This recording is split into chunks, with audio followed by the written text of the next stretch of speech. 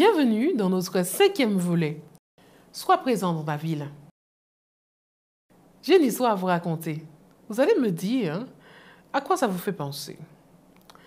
Dans l'épicentre d'une ville super bruyante, la vie urbaine ne se met jamais en pause. Les rues grouillent de personnes, jusqu'à des milliers par heure. Les gratte-ciel touchent le ciel avec des méga tours d'ambition. Mais regardons au-delà de toute cette apparence moderne et de luxe. Il y a des dangers invisibles. Un matin très froid d'hiver, commencèrent à sonner les premières rumeurs sur une maladie que personne ne comprenait. Les gens avaient l'impression d'être atteints d'une grippe mortelle, avec des fièvres folles, des problèmes respiratoires, des toux qui ne cessaient pas. Au début, personne ne donna beaucoup d'importance à cela parce que, clairement, les rhumes et les grippes sont monnaie courante dans une ville aussi peuplée, n'est-ce pas? Cependant, la maladie commença à se propager de manière alarmante. Les hôpitaux se remplirent en un rien de temps et les médecins étaient plus saturés que les serveurs de streaming. Les autorités de santé lancèrent une alerte rouge et commencèrent à investiguer sérieusement pour comprendre ce qui se passait avec cette maladie. Les experts en santé publique analysèrent son mode de propagation et virent que la maladie avait à voir avec un marché de nourriture exotique dans le centre de la ville où étaient vendus des animaux peu communs. La panique gagna la ville, comme il y a eu une confirmation que la maladie était une version nouvelle d'un virus qui passait de l'animal à l'homme. Ils ont donc pris les devants et décrété une quarantaine. Toute la ville était en stand-by. Ils ont fermé ce marché de produits exotiques en un clin d'œil. Mais il était trop tard pour enrayer complètement la maladie. Des milliers de personnes avaient été infectées et le taux de mortalité avait atteint un niveau très élevé. La ville est plongée dans un chaos total. Les rues autrefois animées ont pris des allures de décors de films post-apocalyptiques. Les gens sont restés chez eux, craignant de sortir. Les entreprises ont fermé les portes et l'économie a pris un virage à 180 degrés. Les hôpitaux étaient au bord de l'effondrement et les médecins travaillaient comme s'il n'y avait pas de lendemain pour soigner les malades. Bien que l'histoire puisse sembler relever de la pure fiction, vous et moi savons qu'elle est vraie. La vie en ville, finalement, peut être plus fragile qu'il n'y paraît. Et il est essentiel que nous soyons préparés et coopératifs pour faire face à la maladie dans les villes modernes. La maladie dans les villes est une question qui aujourd'hui a de nombreux rebondissements et qui a trait à la vie urbaine et à la santé des personnes. Voici quelques-unes des principales causes de problèmes. La contamination de l'air. Dans de nombreuses villes, l'air que nous respirons est un problème grave en raison du nombre de voitures, d'usines et d'objets qui crachent de la fumée et de la saleté. Cette pollution peut provoquer des problèmes respiratoires tels que l'asthme, la bronchite et même peut affecter le cœur. Une autre contamination, c'est celle de l'eau.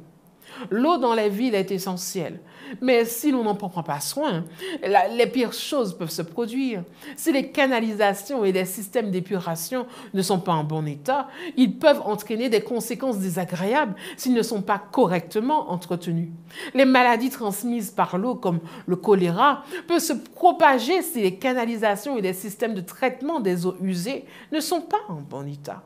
Un autre problème vient avec la densité de la population. Dans les grandes villes, les gens sont entassés comme des sardines dans une boîte de conserve, ce qui rend les maladies infectieuses plus fréquentes. La grippe, le Covid-19 et d'autres parasites peuvent être plus fréquents là où il y a beaucoup de monde. Une autre situation problématique est l'accès limité aux services de santé. Bien que les hôpitaux et les cliniques soient omniprésents dans les villes, il n'est pas toujours facile de s'y rendre ou d'y être soigné pour certains. Certaines personnes n'ont pas de ressources financières ou sont éloignées des centres médicaux, ce qui peut rendre difficile le traitement des malades. il y a aussi la question du problème de santé mentale. Stress, anxiété, dépression sont des problèmes réels en ville. Et la vie urbaine peut être stressante, comme nous l'avons vu, en raison de concurrence professionnelle, de la circulation, de l'isolement social et d'autres facteurs qui peuvent contribuer à des problèmes de santé mentale. Une autre situation problématique, cause de maladie, peut venir des nuisances dues aux insectes, aux rongeurs. Dans certaines villes, des insectes tels que les moustiques et les rongeurs peuvent transmettre des maladies s'ils ne sont pas bien contrôlés. La dengue est un exemple que nous connaissons bien sous nos soleils et d'autres maladies transmises par les piqûres ou le contact avec ces insectes et ces rongeurs peuvent être connues. Un style de vie sédentaire peut être problématique. De nombreux citadins ont un mode de vie très sédentaire en raison du travail de bureau, de l'informatique, du manque d'espace pour faire de l'exercice. Et cela peut entraîner des problèmes de santé tels que l'obésité et d'autres maladies cardiaques. La pollution sonore n'en est pas des moindres. Le bruit constant de la ville peut stresser et même gâcher notre sommeil. Il peut affecter la tension artérielle et le repos. Et si vous ne prenez pas soin de vous, vous risquez d'avoir des problèmes de santé. D'ailleurs, le Dieu de la Bible est le Dieu de la santé. Amen. Le Dieu de la Bible est le Dieu de la santé. Amen. En 3 Jean 1, verset 2, un message important est délivré. Je vous invite à lire avec moi. 3 Jean 1, verset 2. Bien-aimé, je souhaite que tu prospères à tous égards et sois en bonne santé, comme prospère l'état de ton âme. C'est intéressant que la bonne santé est mise en parallèle avec l'état de l'âme. Dans le plan originel de Dieu pour la race humaine, la maladie n'était pas envisagée. Pouvez-vous imaginer nos premiers parents avec ce mode de vie sain, sans pollution, dans un endroit sain, mangeant des noix, des céréales, des fruits naturels, sans produits chimiques bizarres, sans se poser la question de ce qu'il y a comme insectes dans la farine? Ellen White, qui a écrit beaucoup sur la santé, a dit que nos premiers parents vivaient en pleine santé. Ils étaient grands et beaux comme sortis de tableau. Adam était beaucoup plus beau que les gens d'aujourd'hui. Et Ève était peut-être un peu plus petite que lui, mais belle, élégante, gracieuse. Ève et Adam étaient en bonne santé mentale, physique, sociale, mieux encore. Ils étaient super connectés à Dieu, ce qui leur donnait une santé spirituelle très appréciable. Mais cette santé a été perdue. Lorsqu'Adam et Ève ont décidé de ne pas faire confiance à Dieu et ont été chassés du paradis, tout a changé. Et les maladies sont apparues dans tous les domaines de la vie. Genèse 3 raconte comment le premier couple a été égaré par l'ennemi de Dieu et a tourné le dos à son Créateur. Mais malgré la rébellion de nos premiers parents, Dieu se préoccupe toujours de notre santé, de ma santé, de ta santé. Dans son amour infini, Dieu nous a laissé une promesse qui nous donne la possibilité de vivre en bonne santé. À l'origine, Dieu a donné cette promesse aux Israélites lorsqu'ils erraient dans le désert, oui. Mais nous pouvons nous aussi nous saisir de cette promesse, comme le dit Romains 15, verset 4. Or, tout ce qui a été écrit d'avance l'a été pour notre instruction, afin que par la patience et par la consolation que donnent les Écritures, que nous possédions. Quoi? L'espérance. Regardez la promesse que Dieu a faite à Israël. Dans Exode 15, verset 26.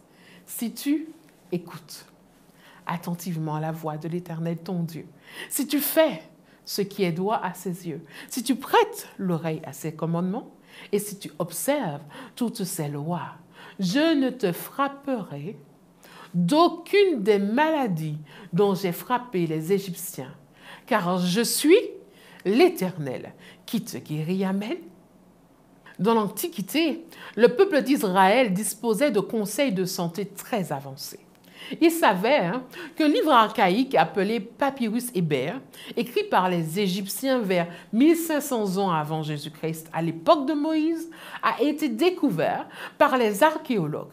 Ce livre était en quelque sorte un guide de santé égyptien, même si parfois leurs idées... Jetez un coup d'œil avec moi sur ces conseils médicaux contenus dans ce papyrus et vous allez comprendre pourquoi je vous dirais de ne pas essayer cela chez vous.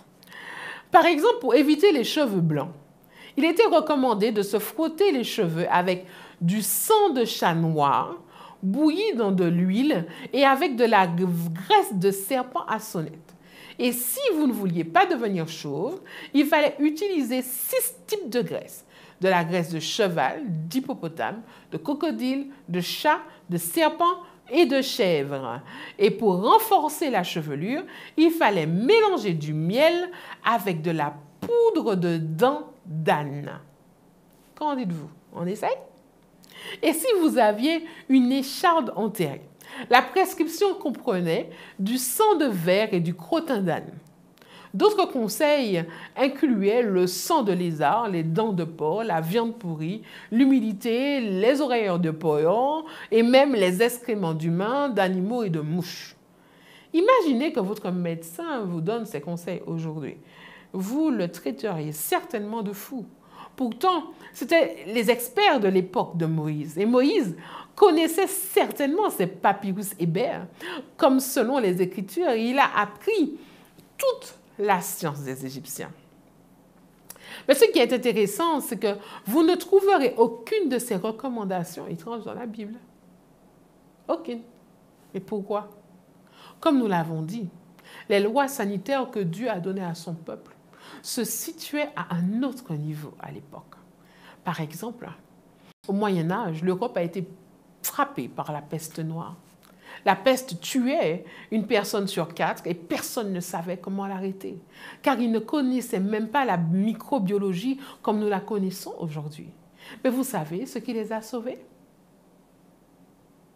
Je vous le donne en 1000. La Bible. Ils se sont finalement tournés vers les Écritures et plus précisément dans Lévitique 13, verset 46.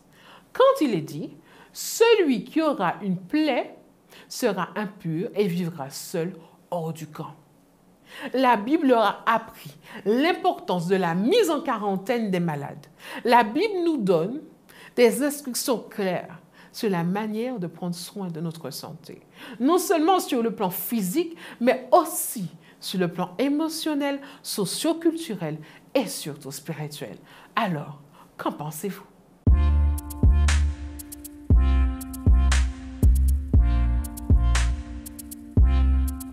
Veux-tu être en bonne santé? Veux-tu partager cette bonne santé dans ta ville? Dieu, lui, veut que tu sois en bonne santé et veut que tu partages cette santé dans ta ville. Sais-tu que la médecine de Dieu vise à prévenir plus qu'à guérir? Il nous laisse les 8 remèdes naturels que nous pouvons avoir pour pouvoir avoir une vie remplie d'énergie et de bien-être. Tu as certainement déjà entendu parler du programme New Start ou encore appelé Arelente en espagnol. C'est l'idée de bénéficier de l'air qui nous entoure, de respirer de bonnes respirations profondes tout au long de la journée pour avoir de l'énergie, du repos, pour bien dormir, savoir avoir 8 heures de sommeil dans ce lieu bien ventilé nous permet d'avoir un bon équilibre. Exercice, maintenir notre corps en activité à l'air libre si possible. De la marche, déjà une demi-heure par jour est déjà suffisant. Il faut se bouger, chers jeunes. La lumière du soleil, un peu de soleil remonte le moral, redonne la vitalité. Et ceci, bien sûr, avec modération, comme toute bonne chose. Nous savons du reste que la lumière du soleil est mieux le matin. Boire de l'eau, encore plus d'eau, la meilleure boisson pour nous purifier, nous hydrater les cellules. 8 verres par jour est à mettre sur notre liste à faire de chaque jour. Et comme nutrition, manger sain, de tous les nutriments dont nous avons besoin et un peu de fibres, avoir de l'équilibre alimentaire est une clé pour que notre corps reste au top de sa forme. Mais aussi savoir être tempérant.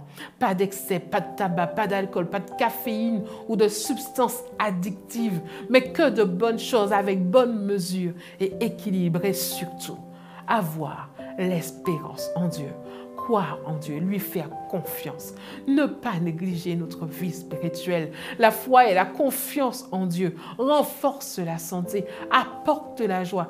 Passer du temps à l'église avec nos familles en cultivant l'amour et l'espoir. D'ailleurs, le défi du jour, faire appel à un groupe de personnes, un groupe d'amis et vous rejoindre pour prier ensemble, partager des chants, de la musique, un moment de convivialité autour de la Bible, mais aussi faire un appel de groupe, pourquoi pas sur WhatsApp, sur Zoom ou autre plateforme, et passer un moment ensemble en ligne, un moment de prière, un moment de chant, un moment d'étude de la Bible.